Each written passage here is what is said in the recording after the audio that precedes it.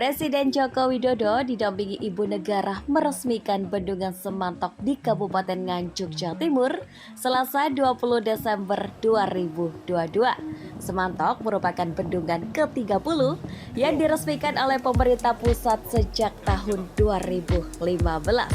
Dalam sambutannya, Presiden Joko Widodo mengatakan pemerintah menargetkan bisa meresmikan kurang lebih 50 hingga 60-an sampai akhir tahun 2024. Pasalnya, air merupakan kunci dari sejumlah sektor mulai dari pariwisata hingga pertanian.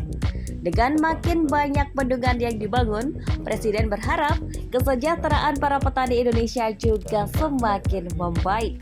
Diketahui, Bendungan Semantok merupakan salah satu proyek bendungan di Jawa Timur yang mulai dibangun sejak tahun 2017 silam dengan nilai investasi mencapai 2,5 triliun rupiah. Bendungan Semantok memiliki kapasitas tampung mencapai 32,67 juta meter kubik.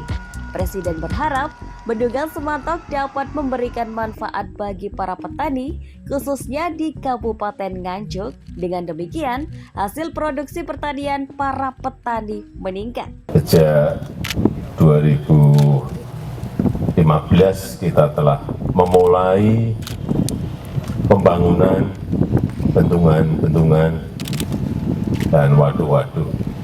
Dan sampai hari ini, Bendungan Semantok ini adalah bendungan yang ke-30 yang telah kita resmikan.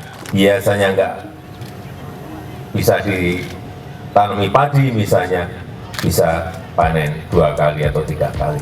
Inilah harapan kita, semoga bendungan ini bermanfaat bagi para petani di Kabupaten Nganjuk khususnya dan di Provinsi Jawa Timur pada umumnya.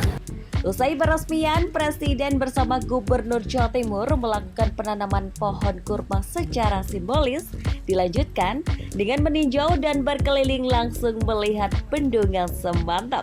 Turut mendampingi Presiden Joko Widodo dan Ibu Iriana dalam peresmian tersebut, yaitu Menteri PUPR Basuki Hadi Muljono, Menteri Sekretaris Negara Pratikno, Gubernur Jawa Timur Khofifah Indar Parawansa, dan PLT Bupati Nganjuk Marhain Jumadi.